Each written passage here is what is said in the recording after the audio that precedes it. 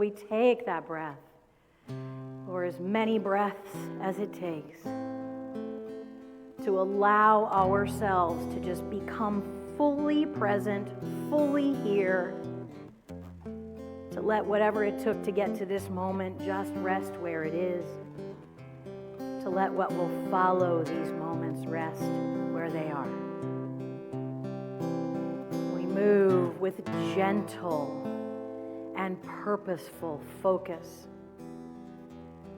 from the thoughts that might be moving through our awareness to the sacred sanctuary within. We become fully presenced here in the present. Just this moment, just this opportunity, just this breath. Everyone, just this. Knowing that every inhalation is the breath of God itself. That Godness moving through us, beginning with our lungs and into every fiber of our being. Every exhalation back out into the oneness, connecting us in that infinite dance. Breathing in, breathing out, becoming the presence of God in this world. Stepping in to the oneness and staying there. Knowing that our breath is that thread of life, that animating presence, everywhere present. Through our human nature and through the nature of humanity. Through the nature in the world around us. All interconnected, dependent on one another, helping each other thrive. We take this opportunity knowing we have the presence of God multiplied by each one of us here now, to continue that exponential multiplication. We just allow that presence of God to move not just within us, but out through our skin, into this room. The awareness, already there, but now we get it. Now we remember that we're in it. We allow it to move all through this room, to those around us, behind us, in front of us. And then we expand further. The energy fills this space until it bursts out through the walls, through the roof, through the floor, into the earth beneath, permeating all of existence, spreading further and further and further from our heart to the all heart, outward. Embracing everything in its path, washing it all in the awareness of the presence of God. We see it envelop the world. We feel it envelop the world. We send in that wave comfort, love, joy, peace, strength, awareness, luminosity, gratitude, so much gratitude. And if we can, a little wave of forgiveness as well. Allowing ourselves to be that much lighter, allowing the world to lighten up as well. And we're going to ask him to keep the music flowing instead of going into total silence this morning. When we step into our moment of silence, we're going to allow the music to carry us and to carry that wave as well. Omnipresence in God. We let it be.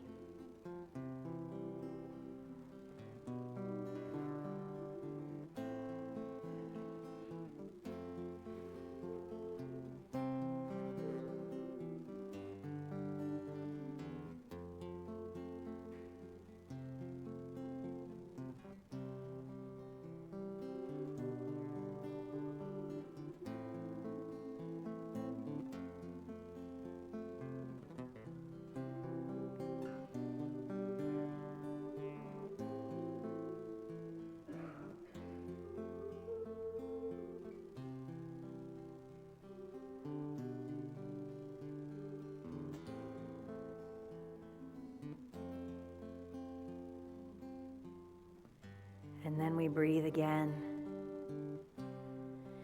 We allow that wave to settle wherever it reached, that love to bathe all that it has touched in the presence of God. Grateful for our ability to share this energy in this way. Grateful for being a part of this energy and this allness. We allow it to be where it reached. Gratefully, we say, thank you, God. And so it is. And amen. Oh, where to begin? Where do we begin? So today, the inspiration for few things. Yeah, I don't know where to begin. Okay, never mind. I'm going to sit down now. No. Yeah, right. We're done. Have a good day. No. So this month's theme is fear. And this month's theme being fear, I've taken it as an acronym, which I like to say face everything and rise. A lot of people like to say false evidence appearing real. And I don't often take issue with people's acronyms. They're their acronyms. I have no business messing with them. And for me, false? I was pretty scared to go to the doctor after my cat bite because it's funny. It's so funny. Okay, this is a great example. So when I was thinking of going, I got bit by my cat. For those of you, quick review, snake in my house, cat in my house. I saw the cat go, ooh. I checked in on the cat. The cat went for the snake. I thought it was a little lizard because I just saw the tail poking out. I lifted up something and there's a 4-foot snake underneath this pillow. So I quickly dropped the pillow, went to pick up the cat, afraid the cat was going to get bit by the snake, had a wrestling match with the 20-pound cat, finally got the cat set, and the cat said, hum, right down on my finger and put a bunch of little punctures, not little, big punctures in my finger. Yes, I got the snake out of the house. Barb, it was great. Last Sunday after the peace song, I hear Barb yell, "What happened to the snake?" Because, ADHD is my friend, and I like to go from shiny thing to shiny thing. So I forgot to tell you, got the snake out of the house. It was an eastern indigo snake. They're protected. You can't hurt them. You are not even supposed to touch them. And some people have said to me, well, nobody would know if I hurt it on its way out the house. But no, I don't do that. I relocate spiders and cockroaches outside. That's how ridiculous I am. Yeah. Yeah. So, yeah, right. Yeah. So I got the snake out of the house. Well, I thought, I washed it out. I did everything I did, and I thought everything was going to be fine. And by Sunday morning, my finger was twice its size, and I couldn't move it and all that kind of stuff. So, yes, I went to the doctor. I tried to go to urgent care like a good girl after our board meeting, but 2 urgent cares turned me away, one of them a half hour before they were closing, so I'm not sure what that's about. But and so I went Monday morning, got in with my doctor, and what I kept hearing from everyone was, oh yeah, you need to go to the doctor, animal bites and things, it's just, you got to go to the doctor, and I heard time after time after time. Now the worst part is the tetanus shot. Have you guys heard that before? I mean, like everybody was like, oh, they're going to give you a tetanus shot. Oh, you're going to get a tetanus shot. And I thought, these tetanus shots must be really terrible. And so sure enough, I go in, they check it, they ask me to move, do all that kind of stuff. And the doctor says, okay, well, I'm going to recommend a tetanus shot. And I thought, crap. I thought, because these things must be horrible. I'm scared. Like literally, I felt my pulse start to race because I thought, what is it about? Did they put it in the wound or something? I mean, why are these so terrible? So I said to the doctor, well, where do you get it? And the doctor said, in the office. And I said, no. I mean, where in your body did they put a tetanus shot? And the doctor said, in your arm? And looking at me like I'm a little slow. And I said, oh, so it's just and the doctor finished my sentence and said, it's a regular vaccination, it's just a shot in your arm. And I said, well, is there something about it that makes it hurt really bad or something? And the doctor said, it's a regular vaccination. Like, and I said, okay. And even up to the time the nurse comes in, she does the thing. And when you're on pins and needles waiting for something, every second is 352 minutes long, right? So she's wiping my arm and squeezing here and squeezing there and like trying to decide where it's going to go. And the whole time I'm thinking, oh, for God's sake, will you just get this over with? It's like getting worse and worse, the anticipation. She does the shot. She puts the Band-Aid on. I'm like, did you do it? And she said, yeah. So isn't that the way fear works so many times? Now, you can embrace the acronym of false evidence appearing real. She stuck a needle in my arm. I know she did. I knew she was going to. That's not false, okay? There are things that happen in the world of time and space and skin and bones that are frightening, that scare us. We go through losses. Things happen where the bottom falls out of our lives and we don't know where life is going. Those things are not false. They're just not the complete picture. Okay? There is a truth underneath things that happen, even if they scare us half to death. There is a truth underneath what's happening that we can't necessarily see or touch or put our fingers on, but it feels no less real. I grew up in unity, as Tina said earlier. I've been in unity since I was 6 years old. That's almost 54 years. Pausing for math to happen. Yeah. One day I called myself 49 up here and everybody thought I was being funny. I had a mental typo. I don't know what happened. I shaved 10 years off. 10 pounds, 10 years, whatever. Works the same, right? So I grew up in unity, and one thing that I've taken issue with when I've heard people outside of unity, they find out you're a unity minister and they're like, oh, really? Like, is that a thing? Like we're a hobby or something. No, this is a way of life that is the fabric of beingness for me, and I grew up in it, and it has saved my life countless times with the way that unity asks us or invites us to step up into relationship with what's happening in the world around us. God isn't an old white dude sitting on a cloud somewhere. God is the fabric of beingness, the everything, the allness. It's what we're within. We're a part of it. We can't be separated from it. It's not a he. I love that song that we sang this morning together, and we call God a he. God's not a he or a she, and God's more than a he or a she. It's the fabric of beingness, the very breath of life that animates us. Everything that happens inside of God, even fear. And sometimes in unity, there can be people in unity that are like, it's all good. It's all good. Bull hunky. I've been through some stuff in my life that I still am not calling good. Although I appreciate the lesson and the blessing, was not a fun thing to go through, was not something I wanted to be dealing with. But when we say false evidence appearing real for fear, okay, I get it, but that's because we're embracing a deeper truth underneath. It's not because what is scaring you isn't scary, okay? I don't want us to step into a spiritualism that just dismisses everything that happens in skin and bones. It's very real to us. As long as we're in our life of skin and bones, we feel loneliness, and we're scared, and we're mad, and we're joyful, and we're excited, and all of these different things. It's part of the beauty. And as far as we are willing to dive into what we consider the darkness, is the extent to which we will be able to experience the light.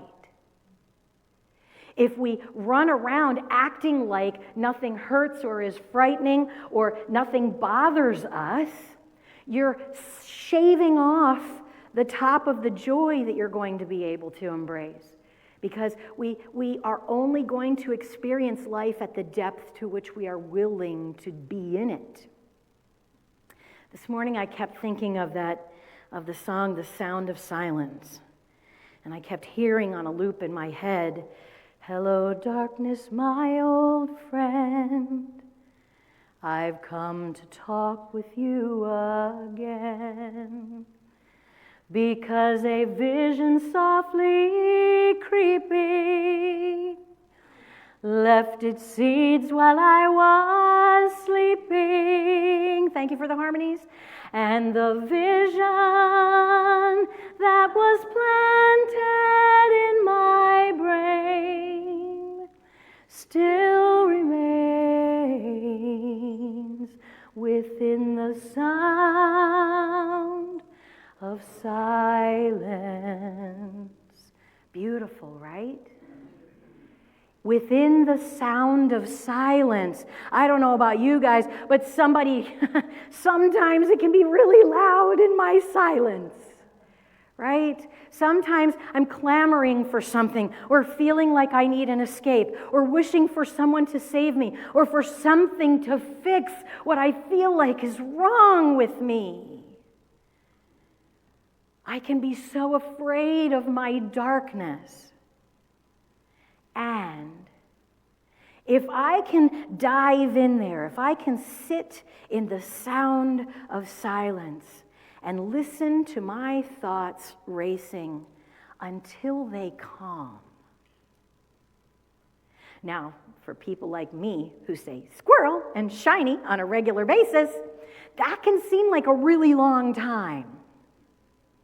And that's one of the tools. See, when we are in fear, when we are moving through something that is uncomfortable, one of the best tools, oh heck, almost any time, one of the best tools is simply a breath.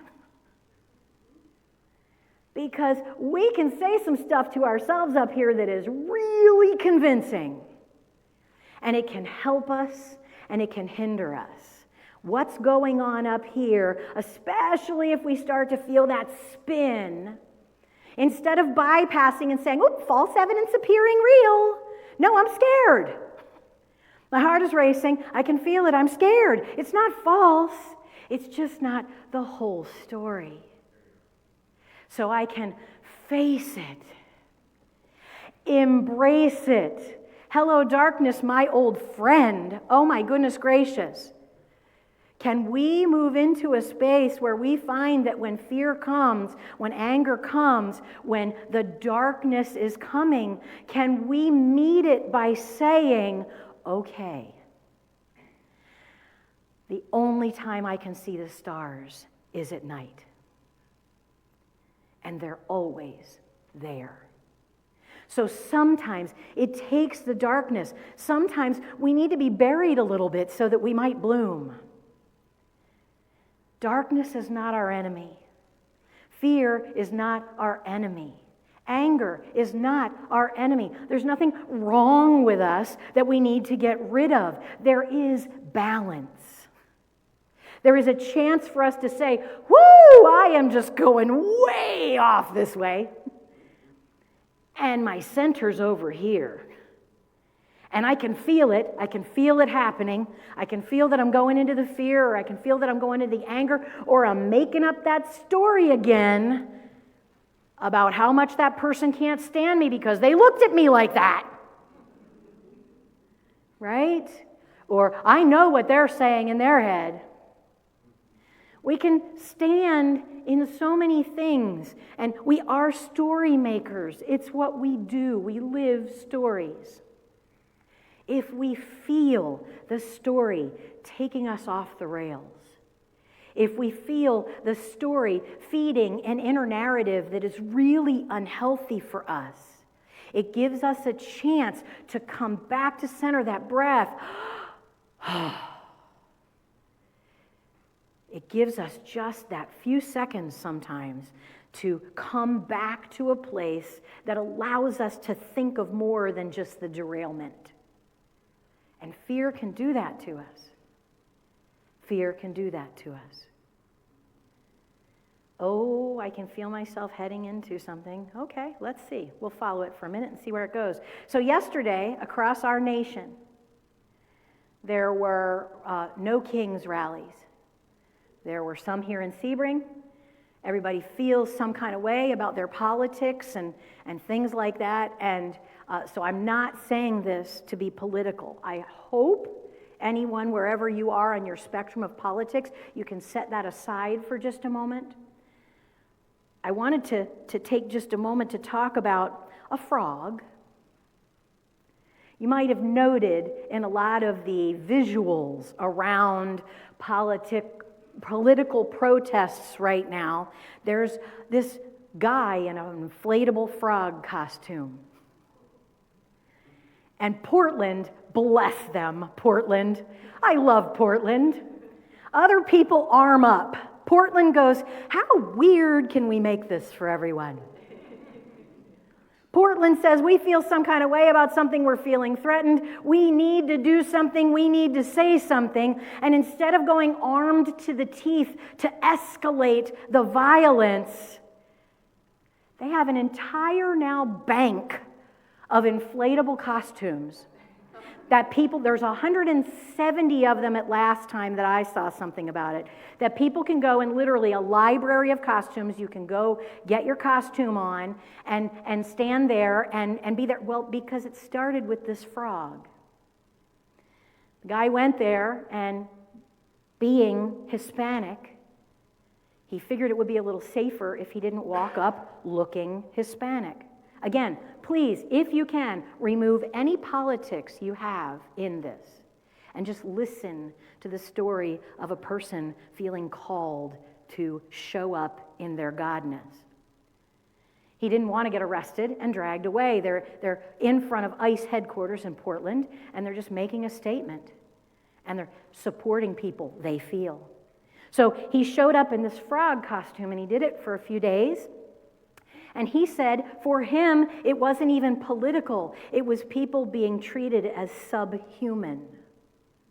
He didn't want to see people have their humanity taken away and people be able to drag nameless faceless people away without them being recognized and without someone to stand up and say, please remember, they're human. You can look up the story. I'm not making anything up. So a couple of days into it, the ICE operatives, one of them went over to the part that keeps the costume inflated and sprayed mace into the vent that keeps the costume inflated so that he would be trapped inside of mace. And so he came out of his costume, and they figured, well, that would be that. Well, someone videoed it while it was happening. That's part of the beauty of this world that we are in now with all of this technology, where we tend in our own minds to tell ourselves our fear stories, and we spin it, and we add details, and we change things, whether it's fear, whether it's anger, whatever it is. We create this narrative that makes it juicier and makes people look more monstrous and things look worse, or to bolster our cause and take down someone else's. God's in it all. And in the technology, we have an opportunity to look at something and say, well, excuse me, here's what the impartial observer saw. And so he got out of his costume, cleaned out his costume, the whole bit, and they figured probably that would chase him away, but he came back and stood in front of them the next night, just stood in front of them, and they didn't mace him again. And by now people were listening. And that's where all of these costumes started to come from. That's where the costume donations started to come in. That's where the energy came from one man who simply wanted to say, please don't take people's humanity away. And now you've got this and now yesterday in these protests that happened across the nation, the largest protest in recorded history happened yesterday. In recorded history. Feel the way you want to feel about it. And why would so many people come out? Why would so many people say what they want to say? Can we look past the rhetoric and the fear-mongering and the people with the story to tell that keeps us divided? Right? Can we all agree that there are people out there telling stories right now to divide us? Amen. I don't care what side of the aisle that they are on. There are people out there right now telling stories designed to keep us angry with one another and dehumanizing one another and taking away our humanity so that we will not organize, so that we will not make our truth known, because we're too busy going, squirrel, right? How many more narratives if we're going to have going with that? Oh, I'm not going to go down that pipe hole. Okay, so I'm going to stay over here. So this one man, if you ever think I'm just one person, I can't make a difference, this young man, he's young, he's in his 20s. This young man just wanted to send a message to people that were feeling erased. If somebody would have done that before the Holocaust, right? And if it would have been in a way that people could have embraced and moved forward with to embrace humanity, what might have happened? What might happen today? See, when we bring our violent tendencies and our hatred, and when we spew hatred in the face of hatred, we're feeding it.